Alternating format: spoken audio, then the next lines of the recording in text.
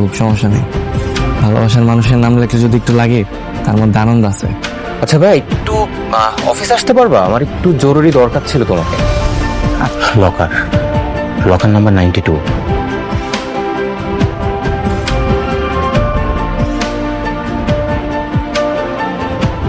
আর আমাকে আপডেট জানাও, ঠিক আছে? অবশ্যই ম্যাডাম। মুভ। কিন্তু এখন মনে হচ্ছে আমাকে আরো একটা মানুষ অনেক ভালোবাসে।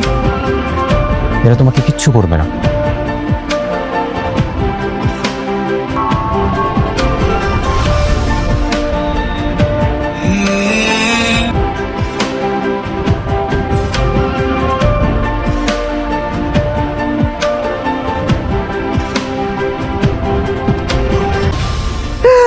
অ্যাম্বুলেন্স হেলিকপ্টার যে আছে তাড়াতাড়ি আনার ব্যবস্থা করো, স্যারকে হাসপাতালে নিয়ে।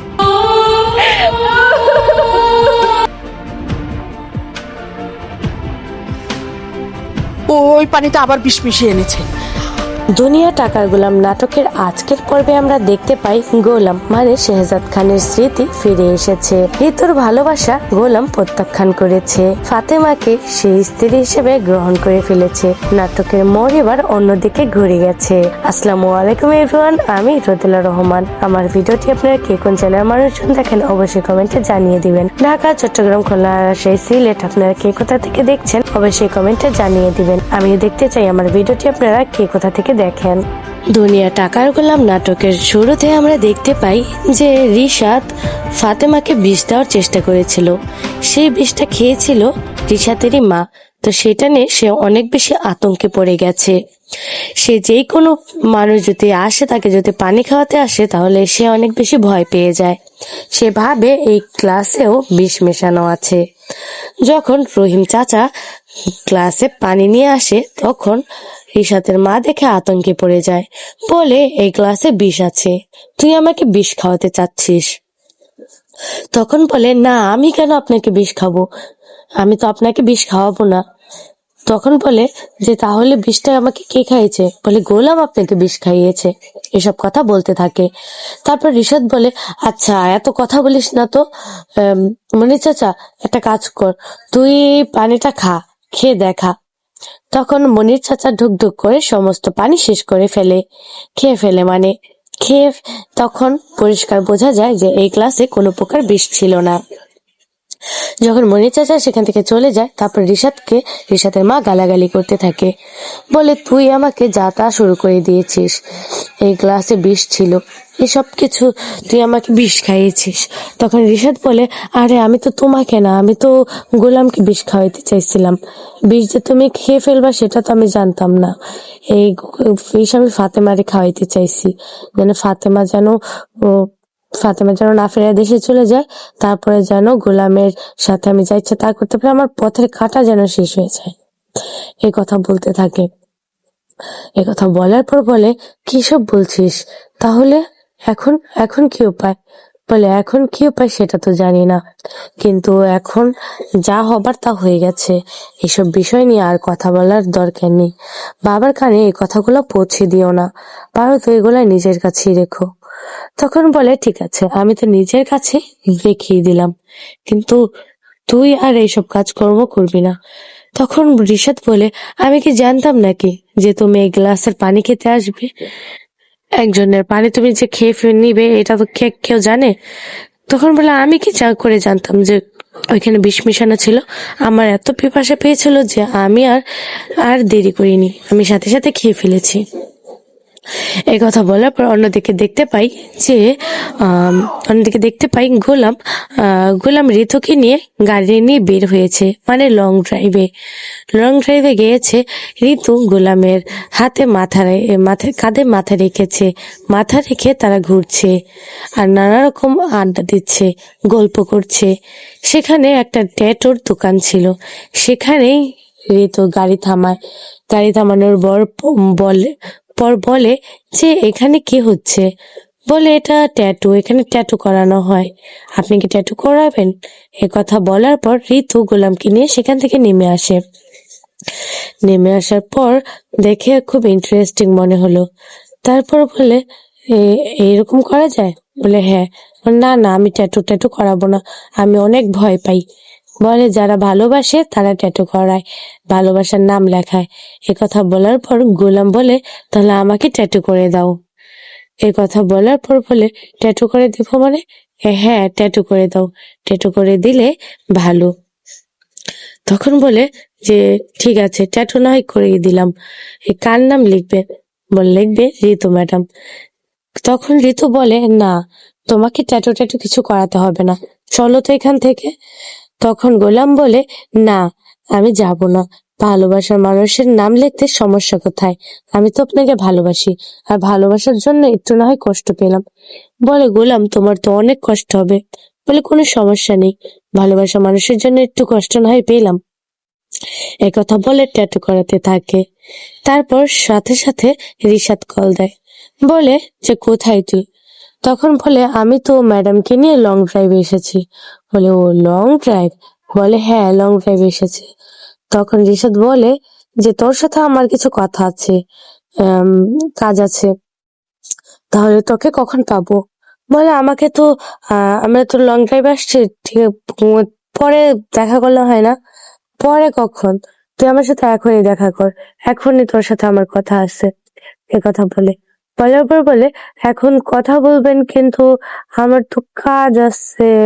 বলে এসব কাজ টাজ পরে দেখা যাবে, এখন তুই একটা কাজ কর, তুই আমার সাথে আগে লং ড্রাইভে যাবো, লং ড্রাইভ পরে রাখ, তুই আগে আমার কাজটা করে দিয়ে তারপর তুই লং ড্রাইভে যা। পরে বলে আচ্ছা ঠিক আছে ঋতু ম্যাডামরা বলতাছি, ঠিক আছে তুই বলে আয়। তারপর দেখা যায় কল রাখার পর বলে কি হয়েছে এগুলাম, কে কল করেছিল? পরে বলে ভাইয়া, রিশাদ ভাইয়া কল করছিল, আপনি ভাই? ও তাই নাকি, কি বললো? বললো আমার নাকি কি জানি একটা দরকারি কাজ দিব, কি জানি একটা কাজ আছে, তাই যাইতে বলতেছে আর কি। তখন ঋতু বলে অফিসে যাইতে বলছে? বলে হ্যাঁ। ঠিক আছে তুমি যাও, আজকে রাতে কিন্তু তাড়াতাড়ি বাসায় আসবে। পরে বলে আচ্ছা ঠিক আছে। বলে আমি কিন্তু অপেক্ষা করব, তাড়াতাড়ি আসতে হবে।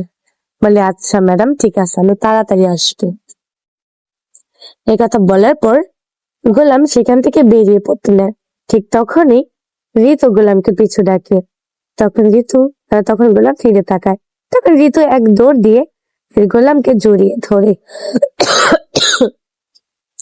চারপাশে বাতাস ছিল, তাদের চুলগুলো উড়তেছিল, একটা অন্যরকম একটা ফিলিংস কাজ করতেছিল তাদের দুজনের মধ্যে।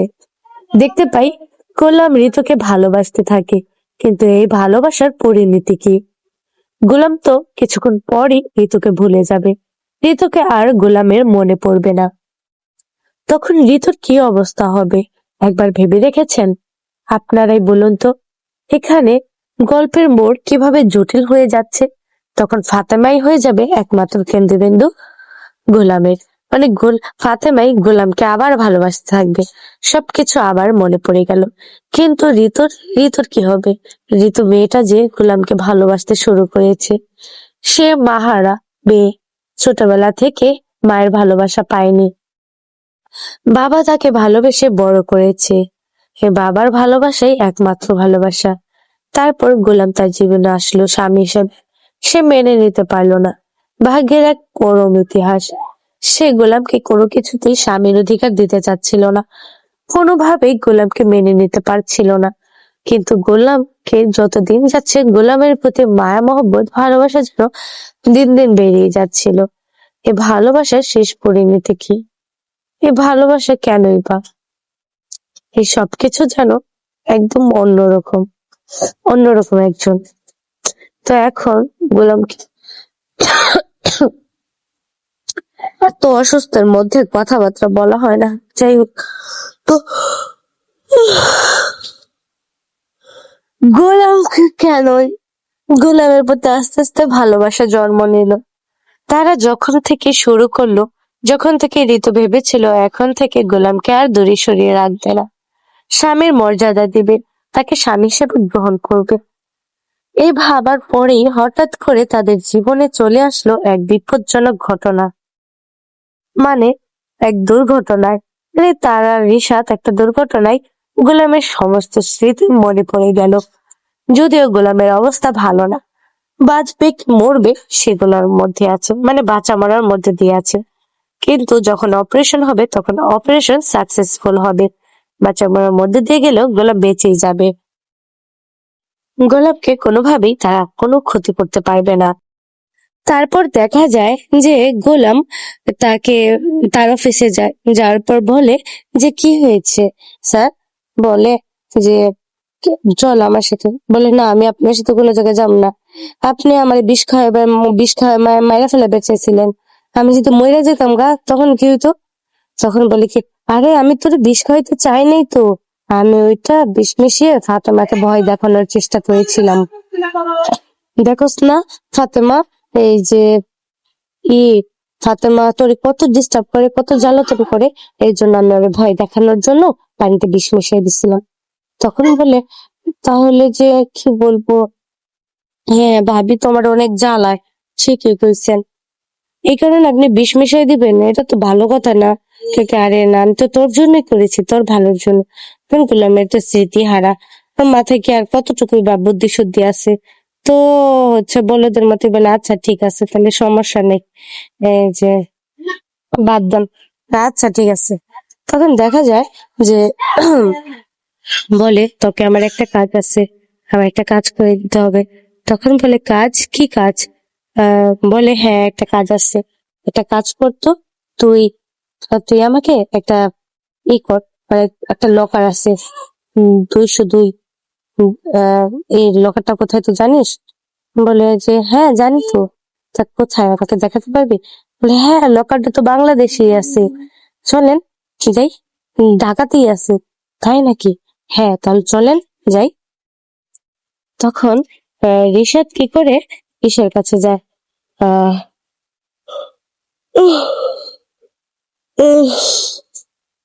গোলামের যে শত্রু, ওই শত্রুদের ফল দেয়। বলে আমি গোলামকে নিয়ে আসছি, তাহলে চলো ওই লকারের সন্ধানে যাই, লকার থেকে গোলামকে নিয়ে আসবে। বলে ঠিক আছে চলো, এই কথা বলে। বলার পর দেখা যায় যে যেটা হয়েছে, তখন গোলামের সবাই দেখতে পায়, গোলামের সবাই মানে গোলামের বডিগার্ডরা সবাই দেখে ফেলে যে গোলামকে নিয়ে রিশাদ বেরিয়ে গেছে। তারপর সাথে সাথে ফাতেমাকে কল দেয়, বলে যে ভাবি এই যে স্যার নিয়ে তো ওই যে রিশাদ ও কই জানে যাইতাছে। কই যাইতাছে মানে? এই যে কোথায় যাচ্ছে কিছু কি জানে? না কিছু তো জানি না, এত রাত করে কই জানি নিয়ে যাইতাছে। গোলাম স্যারও যাইতাছে, সাথে রিশাদও যাইতেছে। বলে ঠিক আছে, তাহলে একটা কাজ করো তো, তুমি একটা কাজ করো, তুমি কি হচ্ছে না হচ্ছে সমস্ত খবরাখবর আমাকে জানিয়ে দিও। বলে আচ্ছা ঠিক আছে। তা নইলে জানালাম, কিন্তু কি হইতাছে একটু বলেন তো। বলে অত কিছু জানি না, তুমি ওদের পিছু নিয়ে দেখো যে কি হচ্ছে। একথা বলার পর আমরা দেখি ফাতেমা তার মেয়েকে খাবার খাওয়াচ্ছে, এটা সেটা নানা রকম গল্প করে শুধু খাবার খাইয়ে যাচ্ছে, কিন্তু তার মেয়ে কোনো কিছুতেই খাবে না। তারপর ফাতেমা বলে ঠিক আছে, তুমি যদি এই খাবারটা খেয়ে নাও তাহলে তোমাকে দাদু বাড়ি ঘুরতে নিয়ে যাব, তুমি কি যাবে? তখন ফিহা অনেক বেশি খুশি হয়ে যায়, বলে হ্যাঁ যাবো, অনেক মজা অনেক মজা, আমি ঘুরতে যাব দাদু বাসায়, দাদু বাসায়, এসব কথা বলতে থাকে। তারপর বলে ঠিক আছে তাহলে চলো তোমাকে দাদুর বাসায় দিয়ে আসি। বলে ঠিক আছে মা চলো। কথা বলার সাথে সাথে আহ ফাতেমার ফোনে একটা কল আসে। কল আসার পর ফাতেমা কলটা রিসিভ করে। রিসিভ করার পর বলে যে কি, বলে কি খবর পেলে? বলে হ্যাঁ খবর তো পেয়েছি ম্যাডাম, বললাম কি রিশাদ যেন কোথায় নিয়ে যাচ্ছে। কোথায় যেন নিয়ে যাচ্ছে মানে কোথায় নিয়ে যাচ্ছে? আমি তো এত কিছু ভালো জানি না, কিন্তু কোথাও একটা নিয়ে যাচ্ছে। আপনি একটা কাজ করুন না, এই যে বললাম স্যারের সাথে আপনি একটু কথাবার্তা বলবেন, একটু দেখবেন। না এখন গোলামকে কল করা যাবে না, শেহজাদকে কল করা যাবে না, তুমি একটা কাজ করো, তুমি ওদের পিছু নিতে থাকো, দেখো গাড়ি কোথায় থামে বা কি হয়, সমস্ত আপডেট আমাকে জানাতে থাকবে। পরে বলে আচ্ছা ঠিক আছে। এ কথা বলার পর দলবল নিয়ে বলে একটু তাড়াতাড়ি চলো ওই গাড়ির পিছনে। তখন গাড়ির পিছু নিতে থাকে। তারপর দেখা যায় যে গোলাম একটা হোটেলে যায়। এই হোটেলে বলে এখানে এখানে কেন নিয়ে এসেছো? বলে যে স্যার এখানেই তো ওই লকারটা আছে। তাই? হ্যাঁ, এই জায়গায় আমি কাম করছি, এই জায়গায় লকারটা আছে। তখন তখন ওই গোলামের যে শত্রুগুলো সবাই গোলামের পিছু নিতে থাকে। গোলামের পিছনে সবাই ওই হোটেল পর্যন্ত পর্যন্ত যায়। যখন সবাইকে দেখে তখন গোলাম অনেক বেশি আতঙ্কে পড়ে যায়। বলে এরা এরা এখানে কেন? এর সমস্যা নেই গোলাম, এরা কেউ কিচ্ছু করবে না তোমার, এরা আমার বন্ধু। তখন গোলাম বলল, "ও তাই নাকি? তাহলে চলেন যাই।" হ্যাঁ হ্যাঁ চলো যাই, কোথায় কি আছে দেখি। তখনই ওই হোটেলটা বন্ধ করে দিবে। বলে যে এখন হোটেল বন্ধ করে দেব, এখন এখান থেকে আসতে পারবে না। তখন ওই গোলা মানুষজন পিস্তল টিস্তল নিয়ে বলে, বেশি কথা বলবি তো একেবারে দিব তোকে। বলে আচ্ছা ঠিক আছে, আমি কিছু বলবো না। তারপর আমরা দেখতে পাই যে ই হয়েছে।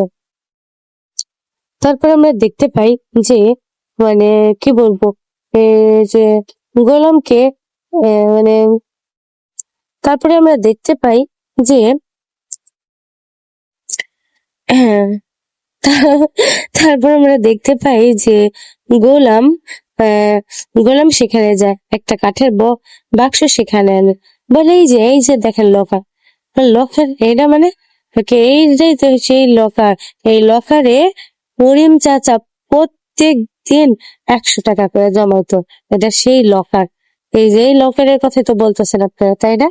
পরে বলে কি, দূর, আমাদের সাথে চালাকি, এ কথা বলে গোলামের মাথায় হিট করে। তারপর সাথে সাথে বলে, কি কিসব করলে তুমি এটা? আর গোলাম সাথে সাথে মাটিতে পড়ে যায়। মাটিতে পড়ে যাওয়ার পর বলে, আমাদের সাথে চালাকি? সত্যি কথা বলতে বলেছে, সত্যি কথা বল, লকার কোথায়, তাড়াতাড়ি বল।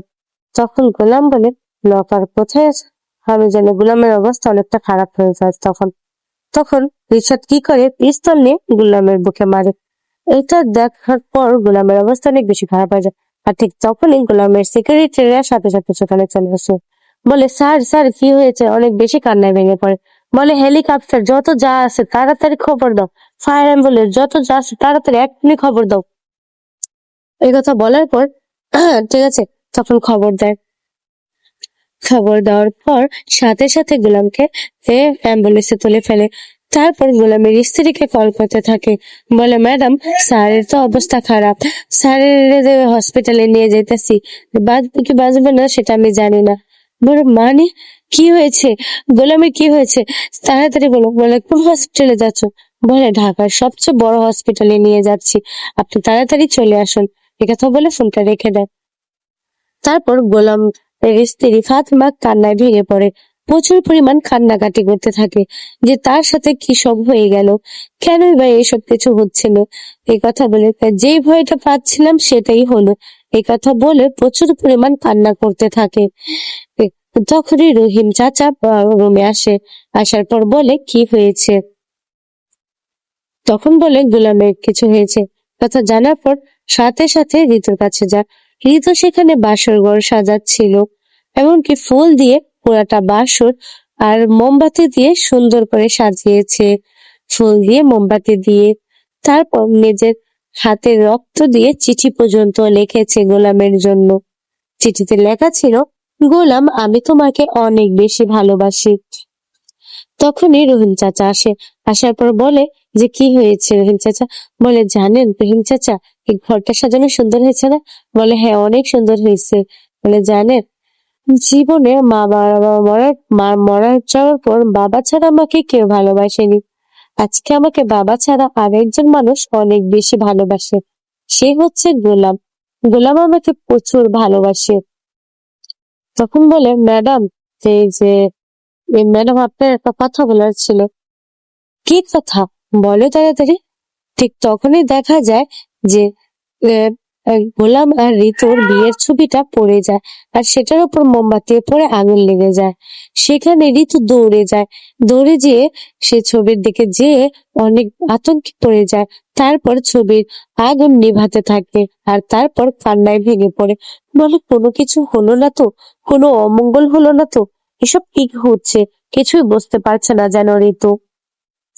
তারপর রহিম চাচা বলে, ম্যাডাম ফাতেমা ম্যাডাম কথা বলতেছিল, গোলামের অবস্থা নাকি ভালো না, গোলামরে হসপিটালে নিয়ে গেছে। গোলাম রে নাকি গুলি করছে। কি বলছো? কে গুলি করেছে গোলামকে? কে? এই কথা বলে ঋতু অনেক বেশি কান্নায় ভেঙে পড়ে, অনেক বেশি কান্না করতে থাকে। কারণ এতদিন ঋতু গোলামকে স্বামী হিসেবে মেনে নেয়নি, এখন হঠাৎ করে গোলামের প্রতি তার ভালোবাসা জন্মিয়েছে। সে সবকিছু নতুন করে মেনে নিতে চাইছে, কিন্তু হঠাৎ করে কি হয়ে গেল? কোনো কিছুই যেন আর বাধা মানছে না। সে অনেক বেশি কান্না করছে যে তার মা মারা যাওয়ার পরে একজন তাকে ভালোবেসেছে, সে ভালোবাসা মানুষটারও এখন এই অবস্থা। এগুলা ভেবে ঋতু অনেক বেশি কান্না করছে। তো হ্যালো গাইস, আমাদের চ্যানেলে প্রতিনিয়ত আমরা নাটকের ভিডিও আপডেট দিতে থাকি, নাটকের রিভিউ নিয়ে থাকি। তো আপনাদের কাদের কাদের দুনিয়া টাকার গোলাম নাটকটি পছন্দ অবশ্যই কমেন্ট জানিয়ে দিবেন। দুনিয়া টাকার গোলাম নাটকটা কারা কারা দেখতে চান, পরবর্তী এপিসোড কাদের অনেক বেশি আগ্রহী দেখার জন্য অবশ্যই কমেন্টে জানিয়ে দিবেন। কারণ টাকার গোলাম নাটকটা অনেক বেশি সুন্দর, এই কারণে এই নাটকের রিভিউ দিতে আমার অনেক বেশি ভালো লাগে। তো আমাদের চ্যানেলে প্রতিনিয়ত নাটকের ভিডিও আপডেট দেওয়া হয়। আপনারা সবাই নাটক দেখতে চাইলে আমাদের সাথে কমেন্টে যোগাযোগ করুন। তো আজকের ভিডিওটা এই পর্যন্তই। সবাই ভালো থাকবেন, সুস্থ থাকবেন যে যার জায়গা থেকে। আল্লাহ হাফিজ।